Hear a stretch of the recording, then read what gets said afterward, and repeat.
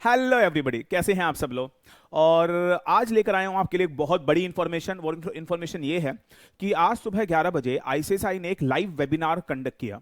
और उस live webinar के अंदर जो इतना सारा क्वेश्चंस थे regarding the new ICSI propose syllabus के ऊपर, तो आईसीएसआई ने उसके ऊपर सब कुछ क्लैरिफाई कर दिया। सब कुछ क्लैरिफाई कर दिया। 1.5 घंटे का उनका लाइव वेबिनार था। और मैं लाइव तो नहीं देख पाया, मेरी क्लास थी, लेकिन उसके बाद मैंने पूरा वेबिनार उनका 1.5 घंटे का देखा। एंड बहुत सारी बातें आज मैं बताने वाला हूं। वो पूरा जो वेबिनार था आपको आईसीएसआई की वेबसाइट पे मिल जाएगा। पूरा का पूरा आपके सामने है webinar on the propose syllabus. लेकिन उस पूरे 1.5 घंटे के सेमिनार के अंदर क्या बातें बताई गई, वो जो इंपॉर्टेंट चीजें हैं, वो मैं आपको 10 से 15 मिनट में आज बताने वाला हूं। बड़े ध्यान से सुनिएगा, बहुत इंपॉर्टेंट आपके लिए।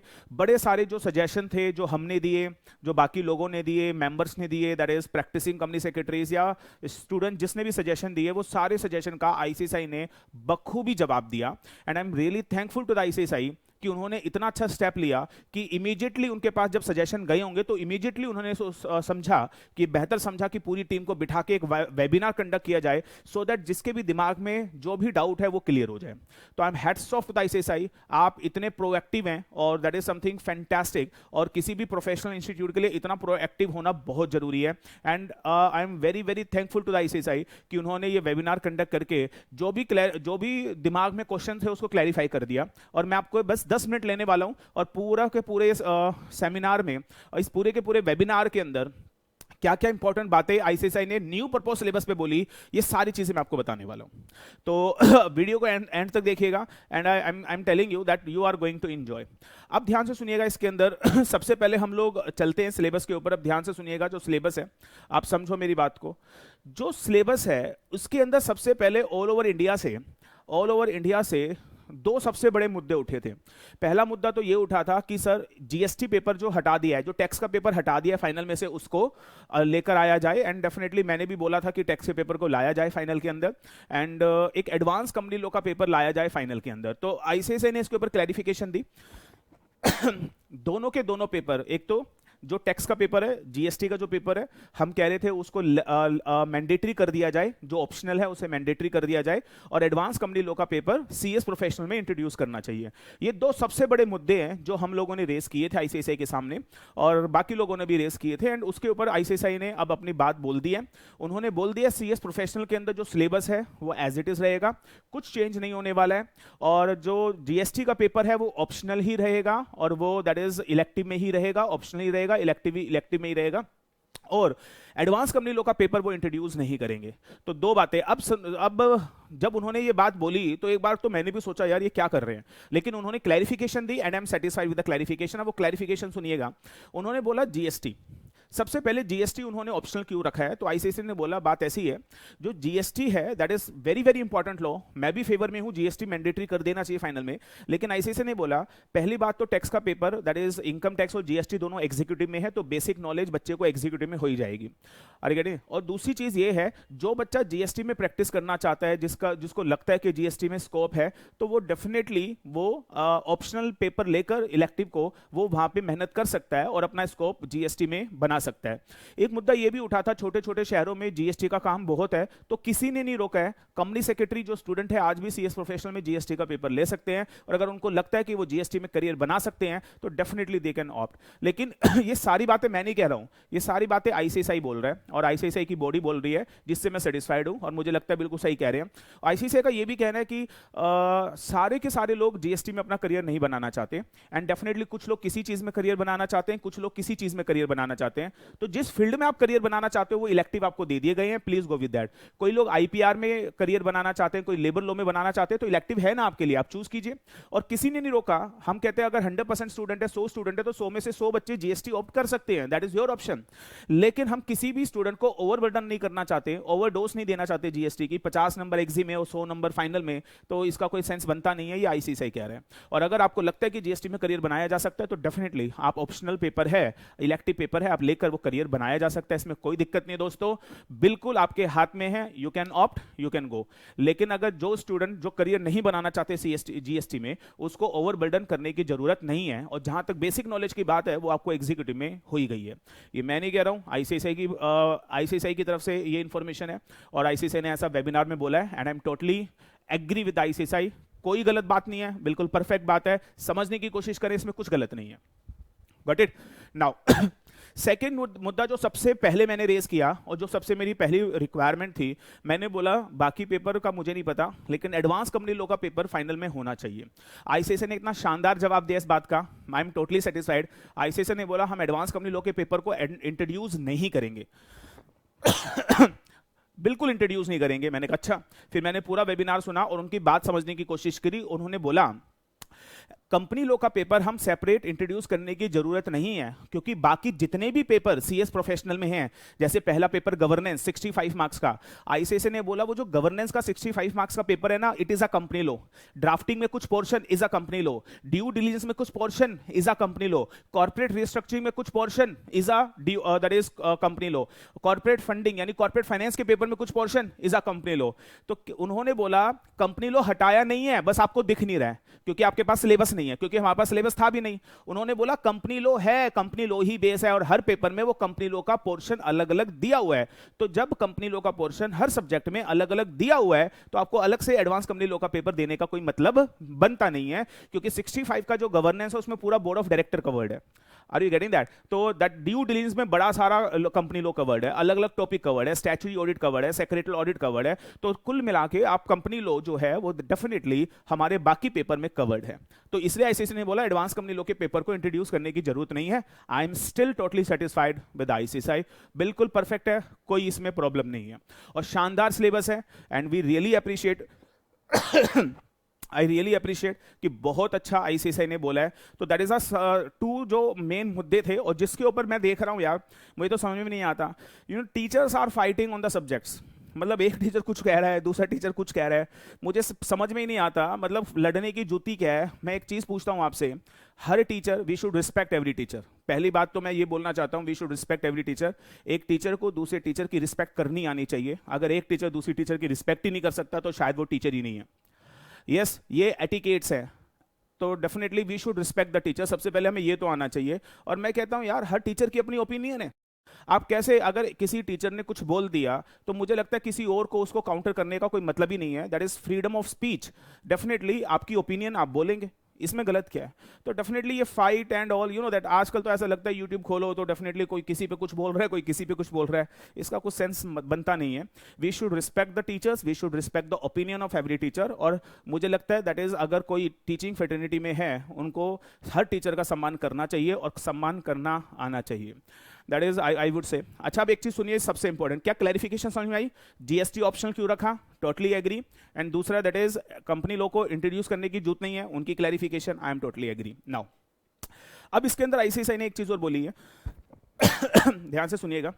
जो सीएस एग्जीक्यूटिव है उसमें भी सिलेबस वो सेम ही रखने वाले हैं, अभी उन्होंने कंफर्म ही कर दिया है और ये बिल्कुल सेम रखने वाले हैं सिलेबस। और एक चीज़ मैं बता दूं, इसके अंदर इसमें एक छोटा सा चेंज आएगा और वो चेंज ये आएगा, जो ग्रुप 2 के अंदर 4 पेपर है, तो आईसीएसई को लग रहा है कि वो जो 4 पेपर है वो 4 पेपर काफ़ी हैवी है। तो हो सकता है जो सेकंड ग्रुप में एक पेपर है, ये वाला कौन सा, सेटिंग अप वाला, वो उठा के फर्स्ट ग्रुप में डाल दें और फर्स्ट ग्रुप में दोबारा से 4 पेपर हो जाएंगे। ऐसा मुझे लगता है ऐसा हो जाएगा। तो दैट इज मतलब पेपर साथ ही रहेंगे, पेपर साथ ही रहेंगे एग्जीक्यूटिव में, और मुझे ऐसा लगता है हो जाएगा ये। और जो ये 7वां पेपर है सेटिंग अप वाला, वो ग्रुप 1 में आ जाएगा। तो ग्रुप 1 में 4 पेपर हो जाएंगे और ग्रुप 2 में 3 पेपर हो जाएंगे। ऐसा भी आईसीएसई बोल रहा है, लेकिन ये कंफर्म नहीं है, subject to the approval of the committee. लेकिन मुझे लगता है हो जाना चाहिए, क्योंकि कंपनी लॉ के साथ ही सेटिंग अप पढ़ने का सेंस बनता है, अदरवाइज कोई सेंस बनता नहीं है। तो that is something, group 1 and group 2 syllabus remain same. Is it okay? और जो ग्रुप 1 और ग्रुप 2 है जो ये एग्जीक्यूटिव है, ये सिलेबस बेटा एग्जीक्यूटिव का लागू होगा 1 फरवरी 2023 से। जनवरी में सीएसईईटी के शायद एग्जाम होंगे, उन एग्जाम के बाद जो भी बच्चे पास होंगे वो 1 फरवरी 2023 से न्यू सिलेबस में जाएंगे। तो 1 फरवरी 2023 से सीएस एग्जीक्यूटिव का सिलेबस लागू हो जाएगा। तो that is the first thing and ultimate syllabus है सर। और आई एम रियली एक्साइटेड, क्योंकि ग्रुप 2 के अंदर अगर आप देखेंगे, दैट इज आईपीआर 40 मार्क्स का ला दिया है, हमारा एरिया है, और लेबर लॉ 40 मार्क्स का अलग कर दिया, वो भी हमारा एरिया है। तो मुझे लगता है दैट इज नई चीजें सीखने को मिलेंगी और अच्छी चीजें सीखने को मिलेंगी। और आईसीएसई ने बहुत मेहनत की है, टोटली एग्री, और अच्छा सिलेबस बनाया है executive. 2 thumbs up to the ICSE for CS executive syllabus. Now अच्छा, एक चीज और जितने भी ये पेपर हैं, मैंने पिछली वीडियो में भी बताया था आपको, दैट इज 20 आपका एमसीक्यू होगा, और एमसीक्यू वो नॉर्मल एमसीक्यू नहीं होंगे, केस स्टडी बेस्ड एमसीक्यू होंगे, बाकी 80 डिस्क्रिप्टिव होगा। ये मैं ऑलरेडी बता चुका हूं। 1 Feb 2023 से ये एग्जीक्यूटिव का कोर्स लागू हो जाएगा। And that is outstanding syllabus, that is CS professional. मेरा सिर्फ कंसर्न एक ही था कि कंपनी लोग खत्म नहीं करें, और इन्होंने बता दिया कि कंपनी लोग बिल्कुल खत्म नहीं कर रहे। जितने भी पेपर हैं, अलग अलग चंक ऑफ द कंपनी लोग, अलग अलग पेपर में आपको देखने को मिलेगा। एंड डेफिनेटली फैंटास्टिक पेपर है, फैंटास्टिक सिलेबस है, और सारे के सारे सब्जेक्ट बहुत अच्छे हैं। एंड दैट इज इलेक्टिव है, इलेक्टिव 2 है। और जो ये सिलेबस है, 2 इलेक्टिव पेपर आ गए हैं, और जो ये सिलेबस है दैट इज, और अभी आप टेंशन मत लीजिए, वीडियो मैं और भी लेकर आऊंगा। और ये अभी आप सुन लो, जो सीएस प्रोफेशनल है वो लागू होगा 1 अगस्त 2023 से। एग्जीक्यूटिव कब से एप्लीकेबल है? 1 Feb 2023 से। और सीएस प्रोफेशनल कब से लागू है? सीएस प्रोफेशनल का 1 अगस्त 2023, 22 से नहीं। जो अभी रिजल्ट आने वाला है आप लोगों का 25 अगस्त में, उनको ओल्ड सिलेबस में रहना है, उनके लिए न्यू सिलेबस एप्लीकेबल नहीं है। टेंशन लेने की जरूरत नहीं है। आप लोगों को हम लोग जून में ही पास करवा देंगे, सीएस बनवा देंगे, टेंशन खत्म करो, आपको सोचना ही नहीं है कुछ, बात खत्म हो गई है। तो सर अभी 1 साल पड़ा है, अभी तो अगस्त है, अगले अगस्त 1 अगस्त 2023 को ये न्यू प्रोफेशनल सिलेबस लागू होगा। आपके लिए है नहीं, जितने भी स्टूडेंट्स हैं सीएस प्रोफेशनल में, टेंशन मत लो, तुम्हें इसी सिलेबस में पास करवा देंगे, टेंशन मत लीजिए, बात खत्म हो गई। ओल्ड सिलेबस के अंदर ही पास हो जाओगे, टेंशन मत लो। Is it okay with you? And I would say, अब कौन सा इलेक्टिव लेना है, कौन सा नहीं लेना, अभी तो ये दैट इज लागू भी नहीं हुआ है। अभी सिलेबस आने दो, सारा कंटेंट देखेंगे, एंड आई बिलीव कि जो भी आएगा सबसे पहले आपके लिए वीडियो लेकर आएंगे, और आपको सही गाइडेंस देंगे कि क्या करना चाहिए, क्या ऑप्ट करना चाहिए, कौन सा इलेक्टिव लेना चाहिए, क्या इलेक्टिव नहीं लेना चाहिए, सारी गाइडेंस हम आपको देते रहेंगे, आपको टेंशन लेने की जरूरत नहीं है। तो जो अच्छा, एक चीज सबसे इंपॉर्टेंट पता है क्या? And I really appreciate, ICSE ने एक चीज बोली है। आईसीएसई ने ना एक पेपर एग्जीक्यूटिव में से कम कर दिया है, और 2 पेपर फाइनल में से कम कर दिए हैं। तो आईसीएसई कह रहा है कि 3 पेपर का बर्डन खत्म कर दिया है। अब आईसीएसई ने एक लाइन बड़ी इंपॉर्टेंट बोली है, और बार बार बहुत फोकस किया आईसीएसई ने वेबिनार के अंदर। पता है क्या बोला आईसीएसई ने? हमने बर्डन बच्चों का कम कर दिया, पेपर कम कर दिए, कंटेंट कम कर दिया हमने हर सिलेबस में से, लेकिन अब जितना भी कंटेंट है वो बहुत डीप में पढ़ना है, और जो क्वेश्चन आएंगे वो भी, मतलब अब न्यू सिलेबस में पेपर का लेवल हाई हो जाएगा, केस स्टडी आएंगी, और जो भी कंटेंट कम होगा, मतलब पहले क्या था, कंटेंट ज्यादा था, क्वेश्चन हल्के हल्के आते थे, अब कंटेंट कम होगा, लेकिन level of questioning should be very good. And I am very happy, और मैं तो हमेशा से बोलता आया हूं यार, ये सिंपल सिंपल क्वेश्चन तो पूछने भी नहीं चाहिए, ये सिंपल सिंपल क्वेश्चन तो पूछने भी नहीं चाहिए। क्वेश्चन हो, and I am telling you, बच्चा सोचने पे मजबूर हो जाए कि क्वेश्चन क्या है, क्वेश्चन में लिखा क्या है। और आई एम टेलिंग यू, अब ऐसा होने वाला है न्यू सिलेबस के अंदर, ICSE level of questioning definitely बढ़ा देगा, एंड जो कंपनी सेक्रेटरी बन के निकलेंगे, that would be the fantastic company secretaries. तो that is a good initiative, और आईसीएसई ने स्पेशली इसके ऊपर फोकस किया है। अब वो बच्चे जो सिर्फ रट्टा मारते हैं और पढ़ते हैं, तो वो सावधान हो जाओ, सर अब पास होना न्यू सिलेबस में मुश्किल हो जाएगा। तो याद रखिएगा, आपको डीप पढ़ने की आदत डालनी पड़ेगी, इन डेप्थ पढ़ने की आदत डालनी पड़ेगी, और द मोस्ट इंपॉर्टेंट बेरैक पढ़ने की आदत डालनी पड़ेगी, तभी आप लोग यू नो दैट अच्छे कंपनी सेक्रेटरी बन पाएंगे। मुझे लगता है आपको मेरी बात सारी समझ में आ गई होगी, जो मैंने बोला आपको बड़ी सारी चीज़ें। सिलेबस के बारे में बहुत डिटेल में बताऊंगा, एक बार सिलेबस 10 अगस्त जाने दीजिए, और आईसीएसई की वो एक बार फाइनल कंफर्मेशन आने दीजिए। हर एक एक सब्जेक्ट के ऊपर वीडियो बना के बताऊंगा, इस सब्जेक्ट में क्या है, क्यों है, किस लिए है, फुल डिटेल सिलेबस आपके सामने खोल के रख देंगे। और उसके साथ साथ ये भी बताऊंगा कि उस सब्जेक्ट को तैयार कैसे करना है, what is the right strategy to prepare for that subject. And एक सजेशन आईसीएसई के लिए, एक सजेशन मेरी तरफ से, आईसीएसई अगर आप देख रहे हैं तो प्लीज एक रिक्वेस्ट है, और ये है, जैसे आपने एग्जीक्यूटिव के अंदर ऐसा किया है 20% एमसीक्यू और 80% डिस्क्रिप्टिव, तो मैं एक छोटी सा सजेशन देना चाहूंगा, आप एग्जीक्यूटिव में एक काम और कर दो, 20% एमसीक्यू और 30% केस स्टडी मैंडेटरी, और 50 मार्क्स द रेस्ट। मेरी बात मतलब 30 मार्क्स का मैं चाह रहा हूं, एमसीक्यू के साथ साथ 30 मार्क्स का प्रॉपर केस स्टडी पूछो, प्रॉपर केस स्टडी, पूरे आधे आधे पेज की केस स्टडी पूछिए, और ऐसा फाइनल में भी कर दीजिए। तो डेफिनेटली बच्चे की एनालिटिकल स्किल, बच्चा जब सोचने में मजबूर हो जाएगा केस स्टडी में। मैं कह रहा हूं, मैं वैसे आईसीएसई बहुत अच्छी केस स्टडी पूछता है, लेकिन मैं कह रहा हूं अगर मैंडेटरी कर दिया जाए तो इससे बेस्ट क्या होगा। तो that is fantastic syllabus, heads off to the ICSE, and बहुत अच्छा सिलेबस है। मेरा बस जो कंसर्न था कंपनी लोग का, उन्होंने दूर कर दिया कि हर पेपर के अंदर कंपनी लोग कहीं ना कहीं कवर्ड है ही। तो that is a fantastic paper. एक चीज और बता दूं, अगेन जो ये पेपर नंबर 5 है, दैट इज, अगर आप देख रहे हो ये paper number 5, that is a corporate finance. तो आईसीएसआई ने बोला अपने वेबिनार में, जो कॉर्पोरेट फंडिंग पेपर हुआ करता था पहले, तो वो कॉर्पोरेट फंडिंग पेपर ही कॉर्पोरेट फाइनेंस है। तो यानी इसके अंदर भी वो आईसीडीआर, एलओडीआर, वो सारी चीजें आपको पढ़ने को मिलेंगी। तो that is corporate finance is nothing, it is a corporate funding paper. तो वो कॉर्पोरेट फंडिंग, एंड मैं देख रहा हूँ सारी चीजें सेम है, बस आरसीडी का पेपर हटा दिया है, बाकी तो सारा सिलेबस सेम ही है। और आरसीडी भी हटाया नहीं है, कुछ पोर्शन ड्राफ्टिंग में डाल दिया आरसीडी का, और कुछ पोर्शन इन्होंने डीडी में डाल दिया। तो आरसीडी भी हटा नहीं है, आरसीडी भी मैं हिडन पेपर है आरसीडी। अब वो कुछ पोर्शन आपको ड्राफ्टिंग में दिखेगा और कुछ पोर्शन आपको डीडी में दिखेगा। तो दैट इज समथिंग सिंपल, और मुझे लगता है आप लोगों को सारी बातें समझ में आ गई होंगी। और आईसीएसआई ने कुल मिला के बस यही बातें अपने 1.5 घंटे के वेबिनार में बोली हैं। मुझे लगता है आप लोगों को समझ में आया होगा, और अगर आपके कोई और डाउट है तो मुझे कमेंट बॉक्स में लिखिएगा। एंड दूसरी चीज, अगर आपकी और कोई सजेशन है तो मेरे को कमेंट बॉक्स में लिखिएगा, सो दैट आपके उन सजेशन को भी हम आईसीएसआई के पास लेके जाएं। एंड मुझे खुशी इस बात की है कि आईसीएसआई ने इतना प्रोएक्टिवली ये फैसला लिया कि वेबिनार लॉन्च करके उन्होंने हमें सब कुछ बताया। तो मुझे इस चीज का बड़ा अच्छा लग रहा है कि कितना एक्टिव है इंस्टीट्यूट। तो that is something fantastic, they are working day and night for us, and मुझे लगता है वी शुड अप्रिशिएट, लड़ने की बजाय अप्रिशिएट करना चाहिए आईसीएसआई को। That is something fantastic decision taken by the ICSI.